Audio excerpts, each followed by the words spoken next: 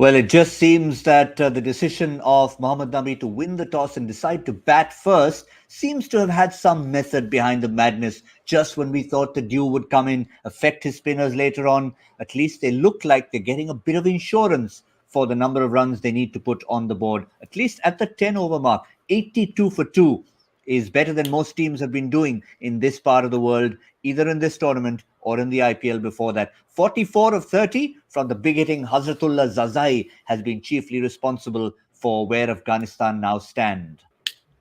Here we are on Cricbuzz Comm Box, looking back at the first 10 overs. I'm Gautam Bhimani in the company of Joy Bhattacharjya. Joy, we were a little unsure about the decision at the toss, but Afghanistan obviously know what they're doing. They obviously knew what they were doing. And I think one of the things that you look at is somebody like Zazai, just such a pitiless batsman against spinners. And the first over, they had a reasonably decent first over. Then Lees comes in and he just smashes him out of the ground. And the way he played, I mean, every time they put a spinner, till Mark Watt came on, every time they used a spinner against him, he was absolutely devastating. Anything pitched up, he was devastating. And I think Hazratullah Zazai set that pace, and then Shehzad also hit a few runs. I think they did everything that Nabi wanted them to do in the first six. They certainly did. Shehzad plays only one way, and that's why he's been so valuable for not just this team, but he's shown it even in the shortest format of the game, and I refer to T10. Now it's up to Scotland to see how they can crawl back into this game, because in the second half, typically of any innings we've seen in the Desert, Joy, it slowed down a little bit. So Scotland will have to pull out some tricks out of their book to make sure they don't reach 170, 180. Yeah, I think one of the things that just disappointed me a little about Scottish bowlers is because they're very experienced county cricketers. None of them was actually bowling the slower ball.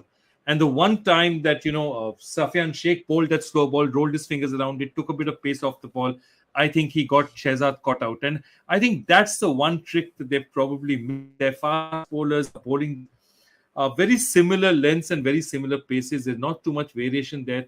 And I think they'll just need a little more from Bradley Wheel. And Mark Watt has been obviously the pick of the bowlers, the way he's bowled, and then how he sort of managed to get Gurbaz absolutely in control in that five balls he bowled, dot balls he bowled. So I think he's the only one who actually had a game plan. And the rest just right now at this point in time look a little bit over the top. They're a little bit in shock. And I don't think that they've completely got their game plan right.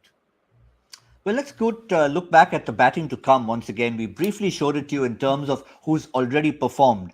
But what Afghanistan have always done ever since they've come into the game is they've batted deep.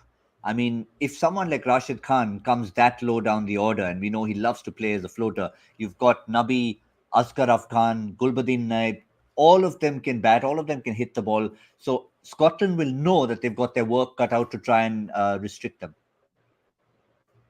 Absolutely. And I think their thing will be that, 82 in the first 10, 89, whatever we give in the first 10 is still possible.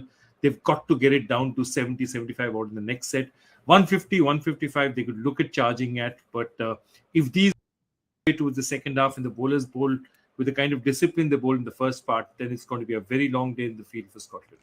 Certainly will be. Just to finish off, your assessment of the surface, because we often look at pitch reports, but most good top cricketers will tell you don't judge a pitch until the first ball has been bowled. Now that we've sort of seen 10 overs, I know at a distance, we can get a little better idea of how it's playing. Yeah, look, this is a typical Sharjah pitch. I think it's a bit better than the pitches that were played during the IPL. It's definitely a little better than that, but it's not the easiest pitch to bat on if you have a lot of variation. And I think if the dew doesn't come on, the spinners will really be a handful. I don't think Scotland would fancy chasing on this pitch. They certainly wouldn't. If you go up far to the north of Scotland, they have a lot of fog. They have lots of precipitation there. They would be thinking right now the only way to go is if we can import some of it quickly, lay it on the ground at the halfway point and make Rashid bowl with a wet ball. But for now, as Joy said, it looks as if Afghanistan are doing all the right things. They're ticking the boxes. Will they finish well? We'll assess it all at the end. That's all from Cricbuzz Comm Box.